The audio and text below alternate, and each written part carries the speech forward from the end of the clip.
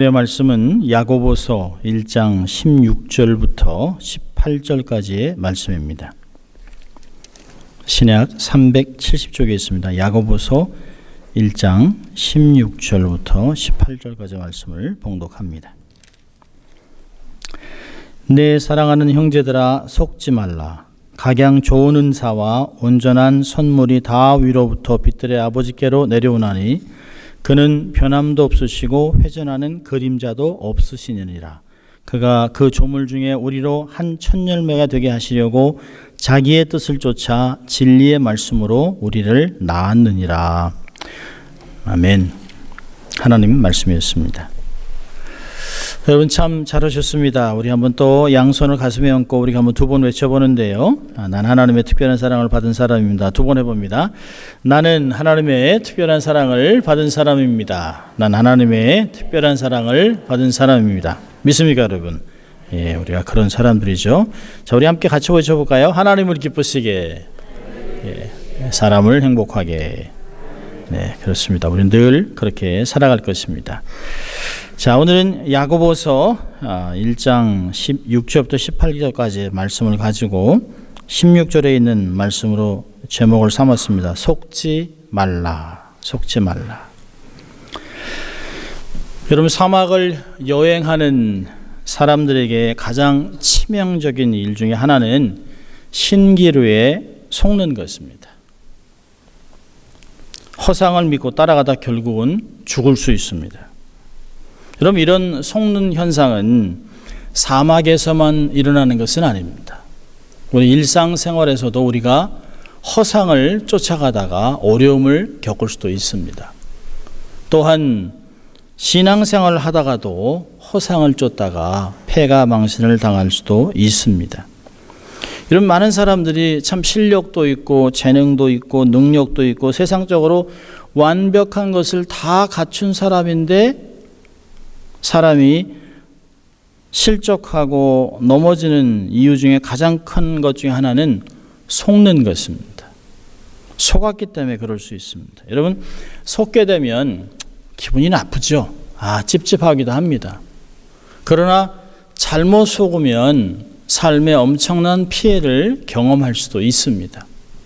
어떤 잘 아는 사람이 오랫동안 친분을 쌓고 교제했던 사람이 막 권면을 해서 어떤 땅이나 건물이나 주식이나 이런 걸 투자했다가 한꺼번에 몽땅 망한 사람을 봤습니다.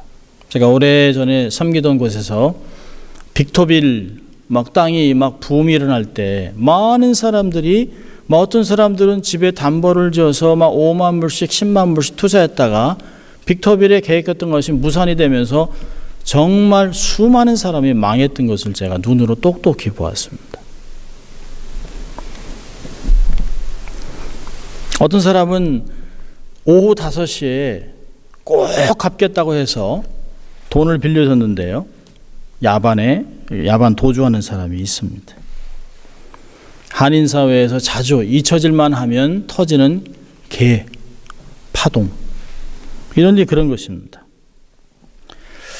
우리는 왜 다 알면서도 원치 않는데도 불구하고 자꾸 이렇게 속게 될까요? 무지하고 분별하지 못하고 어리석기 때문에, 경험이 없기 때문에 속을 수 있습니다. 여러분, 우리가 사기꾼한테 속을 수도 있어요. 그러나 스스로 자기가 원하는 것을 듣다가 속을 수가 있습니다. 오래전에 있었던 이야기인데요. 어떤 50대 주부가 아침에 이렇게 걷는데 아무도 없는데 자기에게 자꾸 같이 가 처녀라고 얘기하더랍니다. 그래서 기분이 되게 좋아가지고 난가 이렇게 해서 이렇게 돌아봤는데요. 청년이 갈치가 1,000원 그랬다는 거예요. 잘 들어야죠. 자기가 잘못 들었죠. 이 사람은 아침에 복음을 들은 거예요. 복음. 야, 내가 처녀. 우리가 사실은 속는 이유는 내 마음에 있는 것을 원하기 때문에 그걸 추구하다 속는 경우가 굉장히 많이 있다는 것입니다. 오늘 본문에 얘기합니다. 내 사랑하는 형제들아 속지 말아라. 흔들리지 말아라. 라고 얘기를 하고 있습니다. 세상을 살다 보면 이렇게 속아 넘어가는 때가 많이 있어요. 자, 그렇다면 우리가 언제 속을까요? 우리가 어떤 시간을 정해놓고 속는 건 아니에요. 월, 화, 수는 잘 지내다가 목요일로 한번 속아볼까 그러지는 않습니다. 저 사람한테는 속아볼까 그러지 않습니다. 어떤 상황에 딱 맞아 떨어지면 나도 모르게 거기에 혹 갈 때가 있다는 것이에요. 자, 언제 속을까요? 첫째로는 삶 속에 어려움을 겪을 때 쉽게 속을 수 있습니다. 내가 삶에 막 어려움을 겪으면 지푸라기라도 잡고 싶은 생각이 우리의 마음에 들어요. 그때 사단이 사람들을 동원해서 우리를 속이기 시작합니다. 모르는 사람이 오는 것이 아니에요. 우리가 너무너무 잘 알고 있고 우리에게 영향력을 줄 수 있는 그런 사람들이 찾아와서 우리의 마음을 뒤집어 놓을 때가 있습니다. 우리가 어려움을 당할 때 사단이 넣어주는 아주 큰 두 가지 생각이 있는데요. 하나는 뭐냐면 정죄감입니다. 정죄감. 잘 아는 사람이 찾아와서 느닷없이 야, 너 그때 참 사실 너무했다. 그러지 말았어야지. 내가 봐도 좀 심했다. 누가 널 좋아하겠니? 이런 말을 하면 이제까지 잘 지내다가 내가 내 잘못이 크구나라고 생각을 합니다. 고통이 과거의 죄로부터 왔다라고 정죄를 해요. 여러분, 그러면 과거에 어떤 죄를 범했으면 하나님께 엎드려서 회개하면 되는 것이에요. 회개하고 용서함 받고 은혜 받고 다시 일어나면 되는데요. 사람들은 잘 그러지 않습니다. 기도할 생각은 하지 않고 인간적인 생각으로 문제를 해결해 보려고 하다가 그 문제에 빠져서 결국에는 깊은 수렁에 빠질 때가 있습니다. 여러분, 내 탓이요라고 하면서 문제를 해결하는 건 참 좋은 것입니다. 그런데 나 때문에 이 문제가 이렇게 됐다라고 생각하기 시작하면 미궁에 빠질 수 있습니다. 어떤 참 다큐멘터리에서 봤던 건데요. 너무너무 잘 나가는 교수입니다. 너무너무 똑똑해요. 부모로 받은 재산도 굉장히 많아요. 그런데요, 사고로 아들이 죽었습니다. 사고로 아들이 죽자 아내가 그렇게 만류함에도 불구하고 자기가 스스로 나 때문에 아들이 죽었다고 생각을 해요. 그리고 이 사람이 가족을 두고 직장을 포기하고 산에 들어가서 운막을 짓고 20년 동안 살아갑니다. 그 사람 미래는 끝난 것이에요. 가정은 망가진 것입니다. 여러분, 근데 삶 속에서 그 사람의 잘못이 아닌데요. 내가 아들을 돌보지 않고 보호하지 않았기 때문에 내가 그때 아들을 전화로 부르지 않았다면 이런 계속 스스로 문제를 자기가 지려고 합니다. 여러분, 주님이 오죽했으면 우리에게 수고하고 무거운 짐 다 내게로 오라. 내가 너를 수고를 덜어주겠다고 얘기하고 있습니다. 마음에 쉼을 주겠다고 얘기하고 있습니다. 시편에서는 우리의 짐을 날마다 지시는 하나님이라고 얘기하고 있습니다. 여러분, 우리가 우리의 짐을 스스로 질 수 있을까요? 아니요. 그렇지 않습니다. 여러분, 똑같은 문제 속에서요.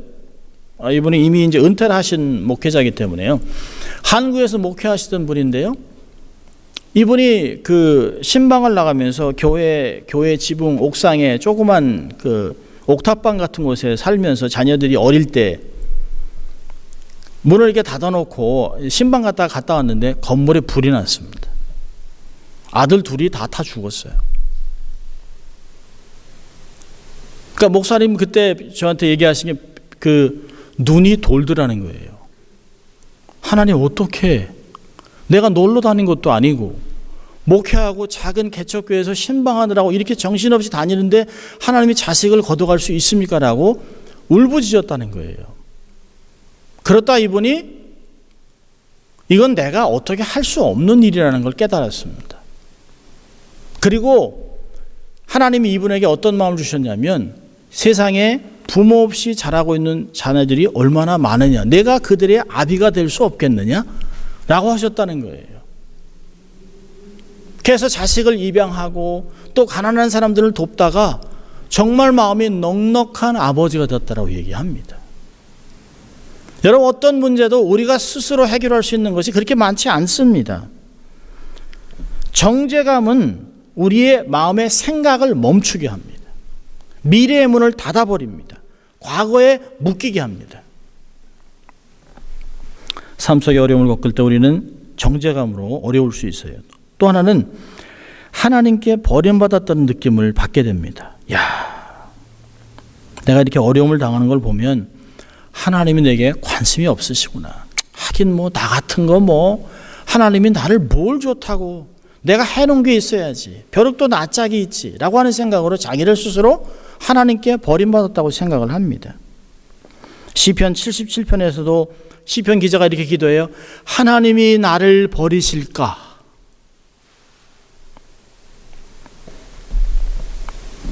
여러분, 아이들을 키우다 보면 아이들이 오해를 하잖아요.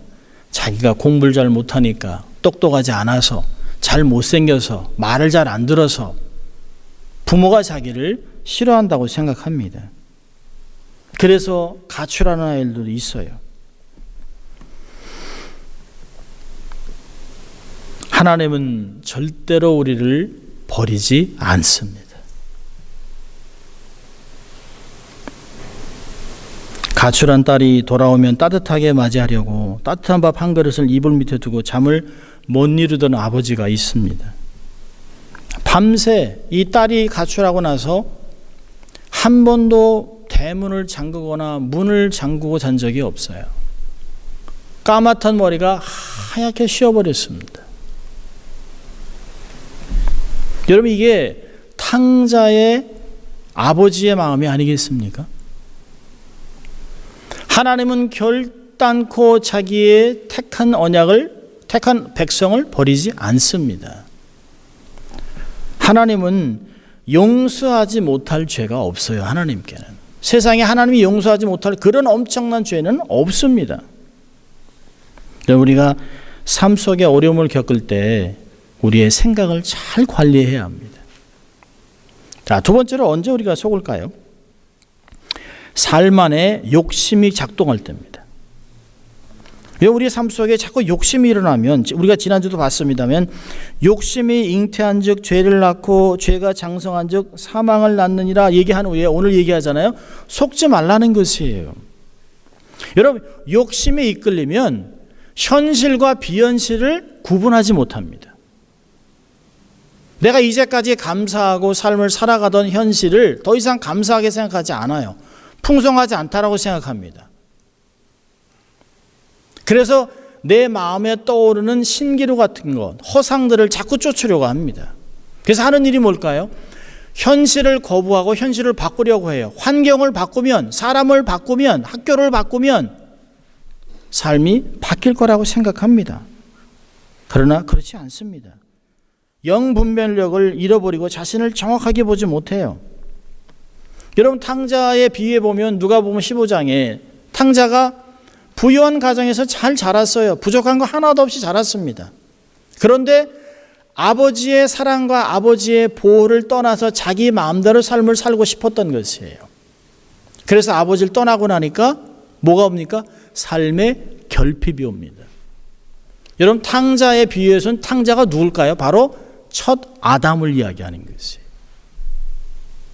하나님을 떠나서 내가 스스로 지혜롭게 되고 내가 스스로 건강해지고 스스로 모든 것을 할 수 있다고 생각하고 하나님을 떠나는 순간 하나님의 부요한, 하나님의 풍성한 삶이 아닌 결핍으로 나가는 것이에요. 먼 나라에서 허랑방탕 생활하다가 만족이 없어 그제서야 자기가 스스로 속은 걸 알아요. 스스로 돌이켜 하나님께 돌아오는 것을 누가복음 15장에서는 얘기합니다. 여러분, 욕심이 이끌릴 때 현실과 비현실을 왔다 갔다 하면서 우리의 삶을 집착하는 게 크게 두 가지가 있는데요. 명예와 재물입니다. 특별히 수단 방법을 가리지 않고 돈을 벌려고 하는 그런 모습들이 우리 안에 나타나기도 합니다. 돈을 버는데 정신이 없어요. 모든 것을 멀리하고 수단과 방법을 가리지 않고 돈을 벌려고 하니까 죄를 짓게 됩니다. 예배도 한두 번 빠지면 전혀 죄의식도 못 느껴요. 영적으로 문둥병이 들었는데도 전혀 못 느낍니다. 자신이 얼마나 영적으로 죽어가는지도 깨닫지도 못해요. 여러분, 영혼이 죽는데 재물이 무슨 소용이 있습니까? 자식의 영성이 파괴돼서 망가지고 있는데 재물이 무슨 소용이 있어요? 여러분, 재물에 묶이면 파멸에 이르게 되는 것이에요. 재물은 단지 도구일 뿐입니다. 하나님이 주신 풍성한 삶을 거부하고 내 힘으로 내 삶을 영위하려고 집착하면 그때부터는 자유가 없습니다. 여러분, 스스로 질문해 보세요. 돈을 내가 얼마나 벌어야 행복하겠습니까? 내가 돈이 얼마나 있어야 만족할 수 있겠습니까? 내가 돈이 얼마나 있어야 조금 여유가 생기겠습니까? 평생 그 답은 없습니다. 일용할 양식에 감사하는 마음이 재물을 이길 수 있습니다. 세 번째로 우리에게 삶에 속임수가 임하는 것은 믿음을 잃어버렸을 때 우리의 삶에 속임수가 역사합니다. 우리는 하나님의 말씀을 믿는 믿음을 가져야 해요. 하나님께서 아브라함에게 아들을 주겠다. 그리고 정말 99세가 돼서 내년에 내가 아들을 얻을 것이라 얘기하죠. 그 전에 불신해서 이스마엘을 낳은 것도 있습니다마는 하나님께서 로마서에서는 그가 정말 육신적으로는 가능성이 없음에도 불구하고 믿어서 하나님이 그것을 의로 여기셨다라고 로마서 4장 18절부터 21절까지 얘기합니다. 자, 여기에 문제는 뭐냐면 하나님의 약속도 받습니다. 하나님의 말씀 받을 때 아멘이라고 비전도 받아요. 그러나 우리가 견디지 못하는 것은 세월입니다. 하루, 이틀, 일주일, 한 달, 1년, 2년, 10년이 지나면서 삶에 변하지 않는 것을 보고 우리는 낙심하고 내가 잘못 들었나? 하나님은 그렇지 않지. 내게 이런 정죄감이 막 생길 수 있습니다. 여러분, 의심은 영성에 아주 무서운 적입니다. 의심하면 부정적인 생각이 꼬리를 물고 계속해서 나타납니다. 사람도 의심하고 하나님도 의심하고. 여러분, 광야에서 이스라엘 사람들의 삶의 모습이 히브리서 3장을 보면 그렇게 나타나요. 하나님을 불신하니까 불순종을 합니다. 그러니까 범죄해요. 그것이 하나님을 경노케 해서 결국에는 멸망했다라고 얘기합니다. 히브리서는 이 불신을 악심이라고 얘기합니다. 악심.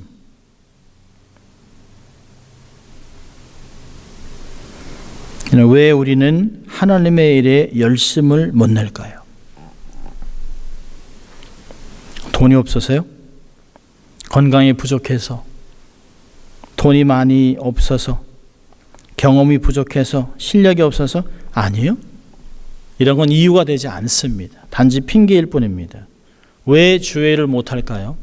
믿음이 없어서 그런 것이에요. 하나님을 믿어드리지 못하는 것입니다. 그러니까 능력을 경험하지 못해요. 상식을 뛰어넘지 못하고 초자연적인 역사를 감당하지 못합니다. 여러분, 우리는 믿음으로 이 악순환을 끊어버려야 합니다.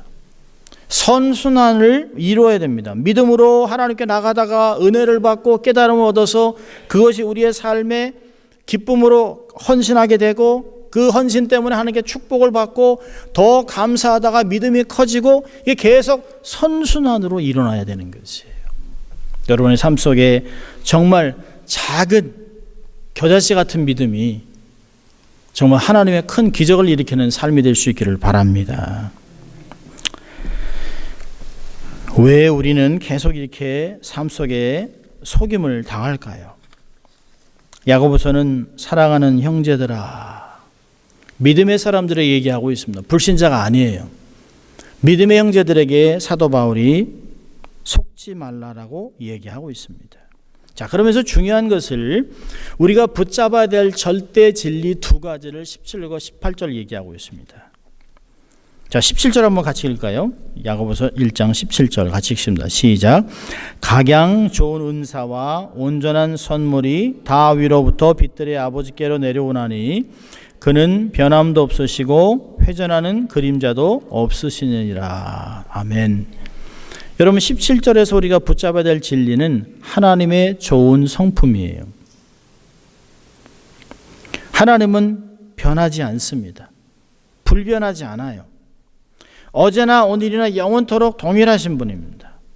여러분, 하나님은 절대로 우리와 같지 않아요. 조속으로 변하지 않습니다. 어떤 조건에 의해서 우리의 어떤 조건에 의해서 하나님이 반응하지 않습니다. 어디 너희들 하는 거 보고 하나님 그러지 않아요. 하나님이 이스라엘을 택할 때도 너희가 가장 적은 민족이기 때문에 내가 너희를 택했다라고 얘기합니다. 만군의 여호와 열심히 결국은 이뤄낼 것이라고, 너희가 아니라 내가 할 것이라고 하나님이 얘기하셨습니다. 계속해서 하나님은 당신을 바라보라고 얘기하고 있어요.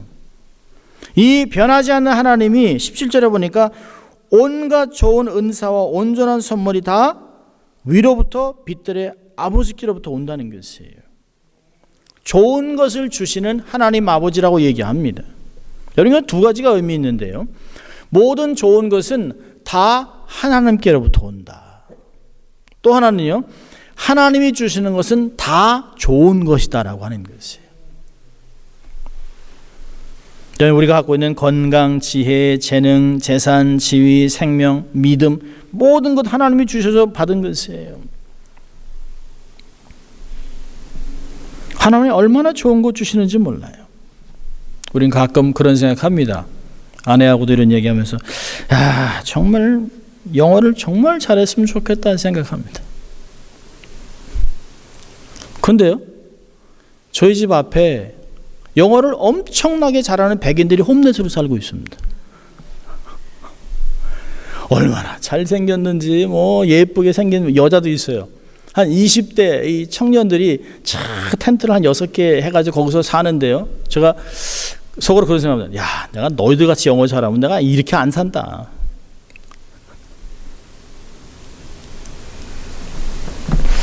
하나님이 우리에게, 각자에게 정말 좋은 것을 주셨어요. 근데 이 좋은 것을 비교하면 좋은 것이 안 돼요.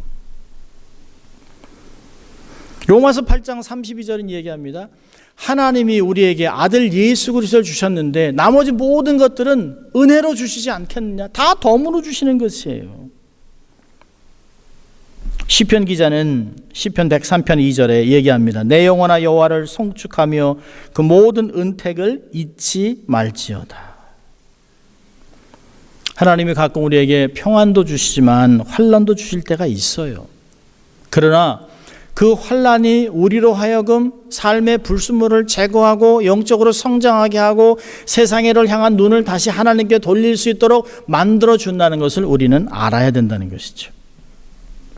하나님은 결단코 우리의 실수나 부족함이나 연약함을 꾸짖지 않습니다. 오히려 그것을 치유하고 회복해서 결국에는 하나님의 사람으로 성장할 수 있도록 우리를 이끌어 나가시는 것이에요. 여러분, 성경에서 제가 좋아하는 것 중에 하나가 뭐냐면 만군의 여호와 열심히 이를 이루시리라. 여러분, 만군의 여호와 열심히 나를 이제까지 있게 하신 것이에요. 내 힘으로 온 것이 아니에요. 그렇다면 앞으로도 나의 삶을 당신의 열심으로 이루어 가실 것이라는 것이에요. 하나님이 나를 만세전에 택하셨잖아요. 내가 볼 때는 이해하지 못한 안타까움들이 너무 많아요. 그러나 하나님의 계획은 한치의 오차도 없이 착착착착 진행되고 있습니다. 우리가 붙잡아야 될 절대 진리는 하나님의 좋은 성품이라고 17절은 이야기합니다. 자, 우리 18절 읽습니다. 18절 두 번째 건데요. 같이 읽습니다. 그가 그 조물 중에 우리로 한 첫 열매가 되게 하시려고 자기의 뜻을 쫓아 진리의 말씀으로 우리를 낳으셨느니라. 예, 하나님의 사랑을 이야기합니다. 18절은 우리를 낳으셨다는 것이에요. 우리를 낳으셨기 때문에 우리를 한치도 잠시라도 잊어버리거나 버리실 리가 없습니다. 우리를 창조하셨어요. 신묘막측하게 창조하시고 우리를 이 땅에 태어나게 하셨습니다. 당신의 형상으로 창조해 놓으셨어요. 우리를 보배롭고 아름다운 존재라고 이야기하고 있습니다. 우리를 얼마나 사랑하셨나요? 십자가에서 당신의 독생자를 내어주시기까지 사랑하셨습니다. 신명기 26장 18절은 여호와께서도 내게 말씀하신 대로 오늘날 너를 자기의 보배로운 백성으로 인정하시고 또 모든 명령을 지키게 하리라 확언하셨다라고 얘기하고 있습니다. 요한복음 14장 8절에서는 내가 너희를 고아와 같이 버려두지 않겠다 주님이 얘기하셨습니다. 시편 139편에서는 하나님이여 주의 생각이 어찌 이리 많은지요. 내가 나를 위한 계획은 한두 가지밖에 되지 않아요? 짧아요? 근데 하나님은 나를 향한 계획이 너무 많다는 것이에요. 내가 생각만 해도 하나님 나 같은 사람을 그렇게 귀하게, 그렇게 많이, 그렇게 한없이, 그렇게 오랫동안 생각하시냐고 시편 기자가 감동을 하고 있습니다. 내가 무엇이건데 하나님 나를 그렇게 사랑하십니까? 라고 시편 기자는 고백하고 있어요.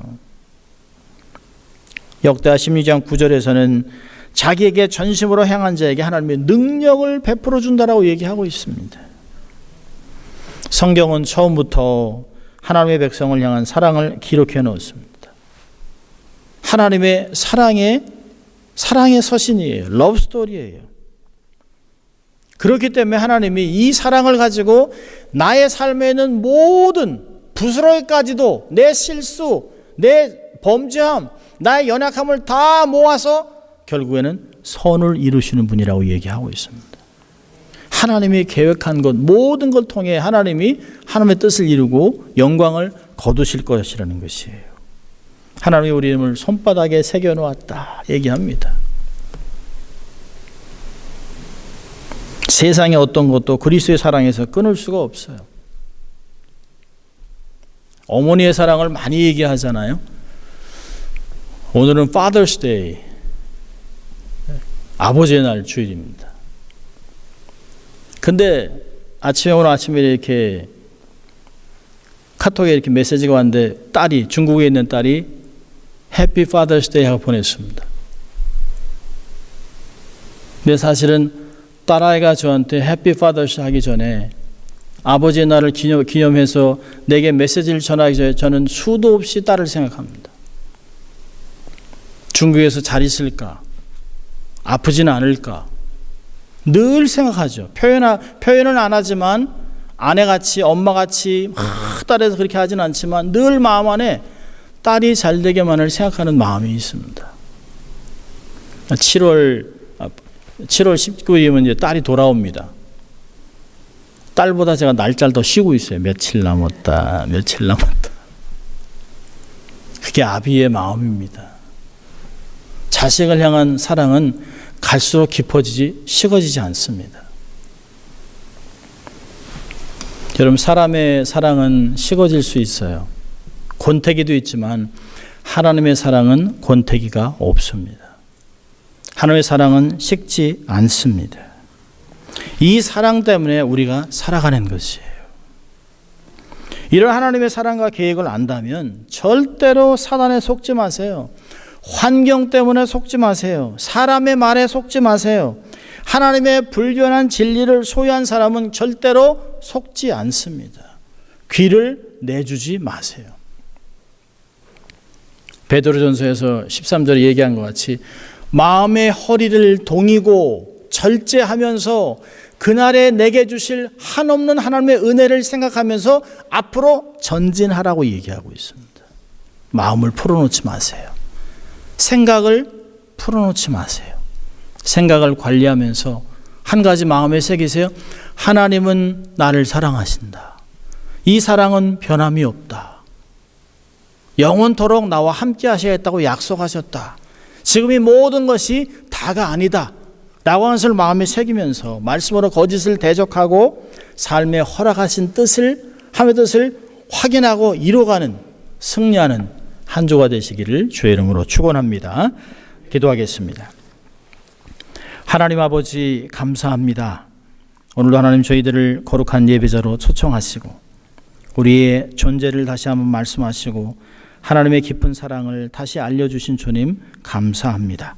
하나님의 마음을 깨닫고 하나님의 사랑을 확인하고 하나님의 뜻대로 살아가 결국에는 승리하고 세상의 축복의 통로로 살아가는 저희들 다 될 수 있도록 하나님 축복하여 주시옵소서. 감사하고 예수님 이름으로 기도합니다. 아멘. 이제 다